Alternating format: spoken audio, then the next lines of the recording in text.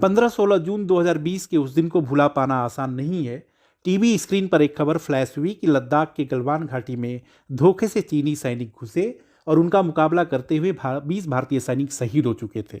1962 की लड़ाई के बाद चीन ने अपने चालबाज चरित्र को फिर सामने पेश कर दिया था। भारत चीन के बीच तनाव का स्तर चरम पर था। जाहिर सी बात थी कि रिश्ते बेपटरी हो चुके थे। इन सब के बीच तत्कालीन सेनाध्यक्ष एम नरवणे ने अब अपनी किताब 4 स्टार्स ऑफ डेस्टिनी में विस्तार से आगे की घटना का जिक्र किया है।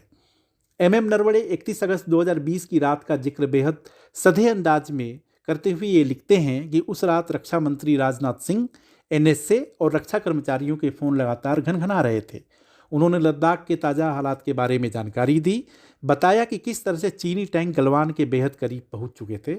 उस रात करीब 10:20 का वक्त था।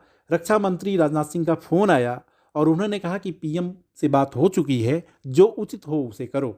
नरवणे कहते हैं कि इस तरह से उन्हें एक गर्म आलू दे दिया गया था, यानी कि फैसला उन्हें ही करना था कि अब आगे कैसे बढ़ना है। आप उस हालात को सिर्फ महसूस कर सकते हैं। उनके सामने एक तरफ जम्मू कश्मीर का तो दूसरी तरफ लद्दाख का नक्शा था। उनके ऊपर जिम्मेदारी बहुत बड़ी थी, लेकिन सवाल यह था कि क्या वे वास्तव में चीन से युद्ध करना चाहते थे। सच यह था कि किसी आर्मी कॉलेज में वार गेम की पढ़ाई नहीं की जा रही थी, बल्कि ये जिंदगी और मौत के बीच विकल्प चुनने का था। कुछ देर बाद उत्तरी सेना के कमांडर लेफ्टिनेंट जनरल वाईके जोशी को फ़ोन किया और कहा कि हम लोगों की तरफ से पहली फायरिंग नहीं होनी चाहिए, लेकिन चीन की आक्रामकता को कुंद करना है और आने वाला समय इस बात की तस्दीक भी करता है कि हम अपने मकसद में कामयाब हुए। आप हमारे चैनल को लाइक और सब्सक्राइब करें।